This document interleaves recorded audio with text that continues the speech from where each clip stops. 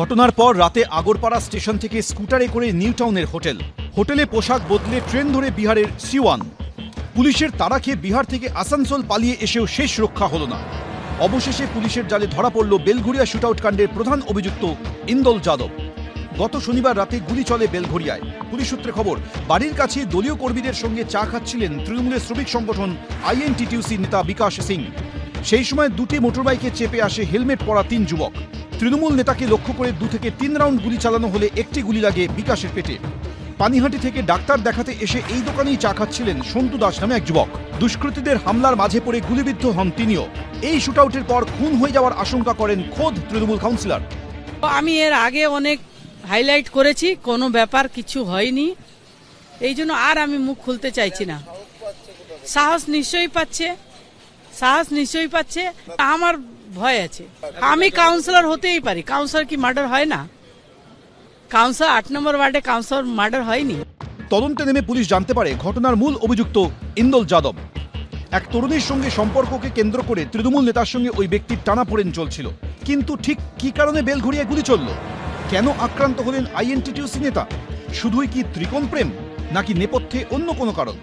এত ফাস্ট আমরা এগিয়ে বাংলা এতদিন পর গ্রেপ্তার হলো, কিন্তু সব থেকে বড় কথা এই ধরনের অপরাধ সংগঠিত হচ্ছে কেন রাজ্যে? কেন পুলিশ প্রশাসনের উপর মানুষের ভরসা নেই, ভয়ও নেই? অপরাধীদের মনে তো পুলিশ প্রশাসনের ভয় থাকা উচিত, ভয় নেই কেন? মূল অভিযুক্ত ইন্দল যাদবের ঘনিষ্ঠ তৃণমূল কর্মী ভিকি যাদবকে গ্রেফতার করলেও এতদিন পালিয়ে বেড়াচ্ছিলেন ইন্দল। শুক্রবার সকালে আসানসোল থেকেই তাকে গ্রেফতার করে পুলিশ। পুলিশের দাবি, ঘটনায় 2টি বাইক ব্যবহার করা হয়েছিল।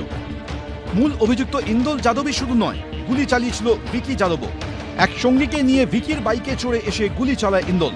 পুলিশ সূত্রে দাবি, ধৃত স্বীকার করেছেন এক তরুণীকে নিয়ে বিবাদের জেরেই এই হামলা। শনিবার ব্যারাকপুর মহকুমা আদালতে পেশ করা হবে বেলঘরিয়া শুটআউট কাণ্ডের প্রধান অভিযুক্তকে। সমীরণ পাল, এবিপি আনন্দ।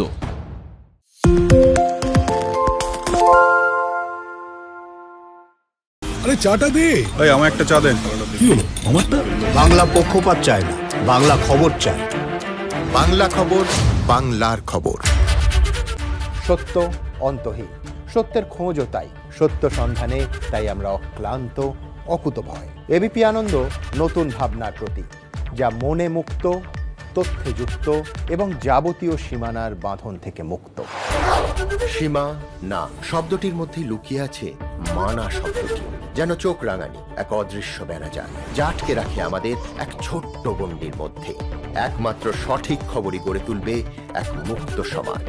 সেই জগৎ গড়ার লক্ষ্যে কোনো সীমানার ঠুকুটি আমরা মানব না। এবিপি আনন্দ এগিয়ে থাকে, এগিয়ে রাখে।